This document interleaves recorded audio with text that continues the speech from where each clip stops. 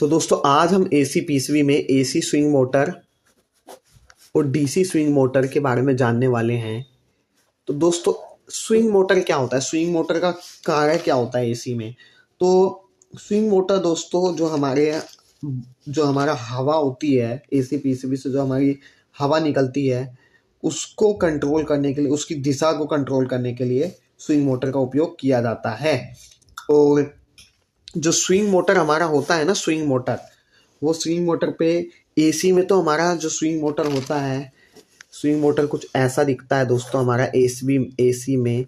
उस पे लाइन की सप्लाई और न्यूट्रल की सप्लाई दी जाती है जिससे कि वो वर्क करने लगता है। और सेकंड थिंग ये दोस्तों कि एसी पीसी में न्यूट्रल की सप्लाई जो कि होती है वो डायरेक्ट होती है, इस पे डायरेक्ट दी जाती है।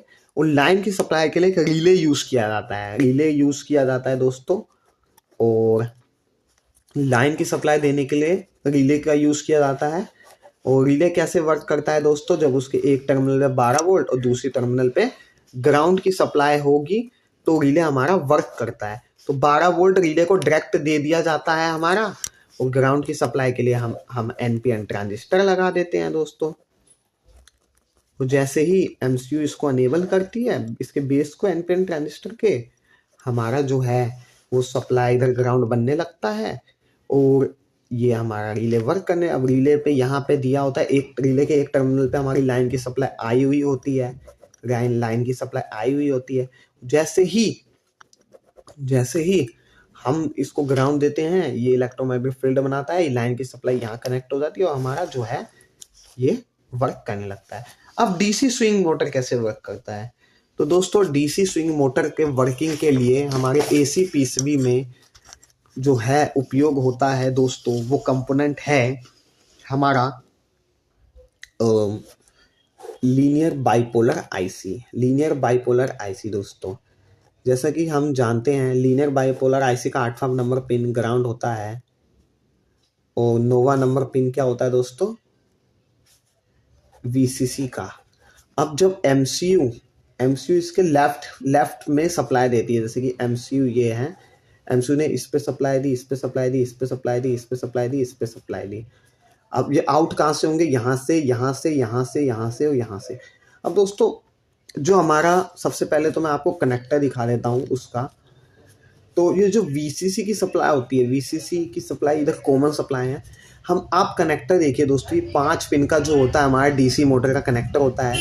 एक पिन जो हमारा होता है वो वीसीसी का होता है डीसी मोटर में, और वो 12 वोल्ट का भी हो सकता है, 5 वोल्ट से भी चलने वाला हमारा डीसी स्विंग मोटर हो सकता है दोस्तों। अब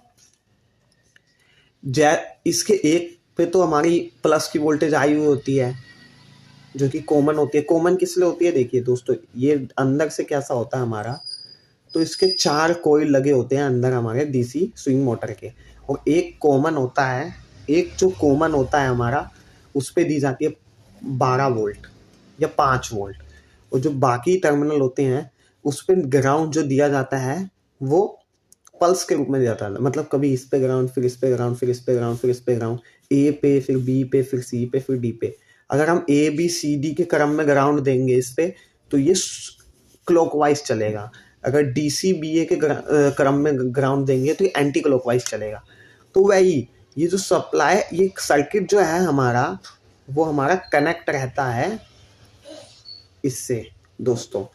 ये बाकी के 4 इस पे 12 या कॉमन सप्लाई तो पहले से एमसीयू जो हमारी वोल्टेज जो इसको चलाने के लिए ग्राउंड जब देती है तो वो सर्किट में इन लाइन पे जब देती है तो पहले इस पे देती है, फिर इस पे देती है, फिर इस पे देती है, फिर इस पे देती है।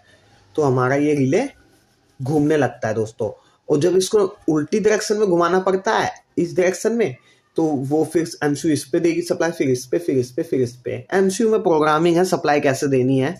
और वही दोस्तों हम रिमोट से उसकी डायरेक्शन ऐसे भी घुमा सकते हैं और ऐसे भी कर सकते हैं, जो कि हम करते हैं स्विंग मोटर में। और जो थर्ड थिंग है बताने के लिए दोस्तों हमारी डीसी स्विंग मोटर में, तो वो ये है कि जो हमारा डीसी स्विंग मोटर दोस्तों होता है वो जब भी वर्क करता है दोस्तों, तो उस पर हमें क्या देखने को मिलता है, हम इसको शॉर्टकट में कैसे चेक कर सकते हैं। तो शॉर्टकट में चेक करने के लिए हम इस पे पहले तो VCC चेक करेंगे कि 12 या 5 वोल्ट बन रहा है कि नहीं।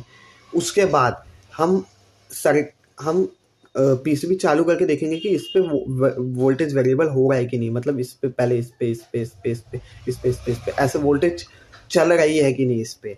तो इससे हमें पता चल जाएगा हाँ इधर वोल्टेज आ रही है, हमारा मोटर खराब है। बट अगर सर्किट खराब है तो सर्किट देखना पड़ेगा, अगर मोटर खराब है तो मोटर की टेस्टिंग कैसे की जा सकती है। तो दोस्तों जैसा कि हमने जाना कि 4 कोयल होती है जिनका नाम हमने ABCD और एक हमारा कॉमन होता है। तो दोस्तों आप यहाँ से देखिए कि एक जो कॉमन है वो चारों से कनेक्ट है, इससे भी कनेक्ट है, इससे भी कनेक्ट है, इससे भी कनेक्ट है, इससे भी कनेक्ट है। तो जो कॉमन से सबकी वैल्यू, मतलब जो ये कोयल होती है ना, इनकी रेजिस्टेंस वैल्यू सेम होती है, सबकी लगभग सेम होती है। अगर कॉमन से इस ए की वैल्यू सेम आ रही है, जैसे कि 138 ओम आई, तो दूसरे की भी 138 या 139 ओम आएगी, इसकी भी उतनी आएगी, इसकी भी उतनी आएगी। अगर सबकी बराबर आ रही है 138 ओम 138 ओम, तो मतलब ये मोटर ओके हैं, पूरा ओके है दोस्तों। अगर किसी का अलग तो ये अंदर से कोयल खराब है दोस्तों। तो ऐसे हमारी इसकी टेस्टिंग होती है, ऐसा इसका हमारा सर्किट होता है, ऐसा दोस्तों सर्किट होता है। और